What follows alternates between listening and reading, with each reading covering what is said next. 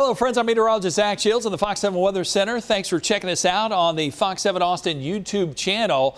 We have some huge weather changes on the way. Lately, rain's been very, very hard to come by. The weather pattern has been on cruise control with little change day in, day out. Well, we are tracking two Pacific lows and a cold front, and they will team up to turn on the rain faucet.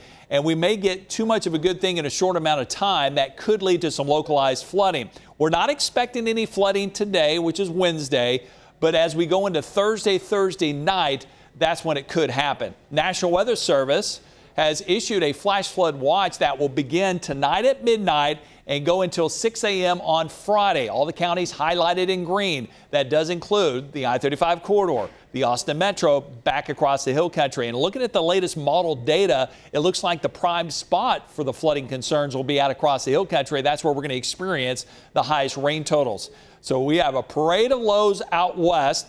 We have this one right here over Southern California. In the last 24 hours, it's been digging more to the south.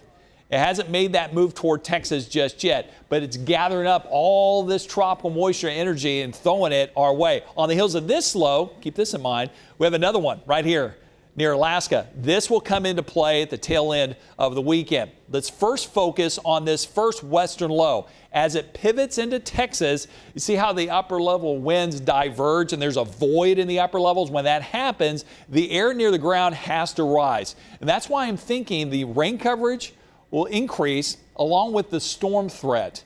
As that low collides with all that moisture building off the Gulf, you can feel it. You go outside, it feels like it wants to rain. It's very soupy, sticky outside. And then that low will team up with not only the moisture, but also the slow-moving front. And it could give us multiple rounds of thunderstorms, one tonight, and then especially tomorrow afternoon, tomorrow night. During the day, we're not calling for a whole lot of rain, maybe a stray shower or two, but we're going to be watching a cluster of storms that will initiate in between San Antonio and Del Rio this evening.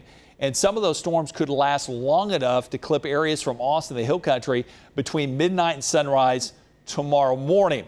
And this is just a precursor of what's to come. And you can see that developing on our high-res futurecast. Yes, the clouds stay with us. By the time the storms reach the hill country, they'll lose some of their intensity, and we'll have light to moderate rain from Highway 281 from Blanco to Marble Falls, Burnett, Land passes back out across the hill country.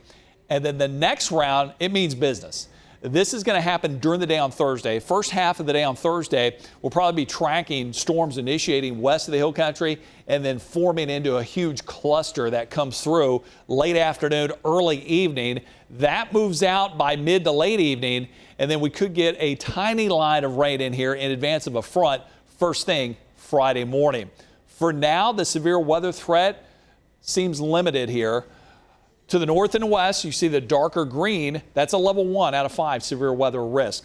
We call it a marginal risk, and it does include parts of the hill country. I'm not concerned about tornadoes. I'm not concerned about large hail. Maybe some brief gusty winds do some minor damage, but flooding is going to be the biggest concern, especially if we get multiple rounds of thunderstorms. And all the computer weather models say yes on the rain for everybody. On average, about a ½ inch to 1 inch. But there's going to be a few spots. 3 out of the 4 models indicating areas north and west of Austin receiving 1, 2, 3 inches of rain. If that's the case, I know we've been in drought mode lately and we haven't had a whole lot of rain. The ground is super dry. It's like a rock. So if we get rainfall rates of 2, 3, 4 inches per hour, that dry ground's not going to be able to soak it up quick enough, and you'll get that runoff into low-lying areas. So there is a moderate risk of street flooding, low water crossing closures and flooding, and ponding on the roadways. A low risk of life-threatening flash flooding and river flooding. So out in the hill country we go, not for today, Wednesday. We're not expecting any heavy rain or flooding, but on Thursday that will happen. Shades of yellow, that's a slight risk. It's a level 2. It's not a level 3 or 4 risk, but something we'll have to monitor.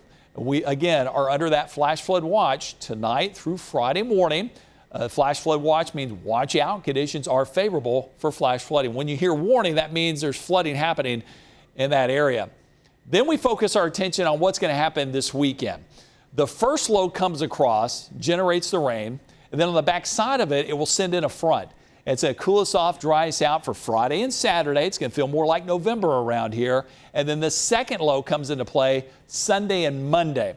This will throw more moisture and energy our way up and over that dome of cool air, and it will help enhance the rain chances again. So if we get a lot of rain Thursday night, that will saturate the ground, and then you add on that second low coming across, and when it's all said and done, the next 7 days, much of the area could pick up 2 to 4 inches of rain.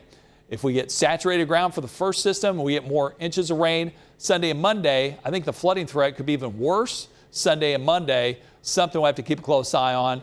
As we get closer to that time frame, we'll have a better handle on it. Rain faucet turns on. That's the first big weather story. The other big weather story, it's going to cool off finally. Lately, we've been in the 80s for the last week and a half, challenging record highs, getting closer to seasonal levels behind the latest front. Now, this front is not a powerhouse of a cold front.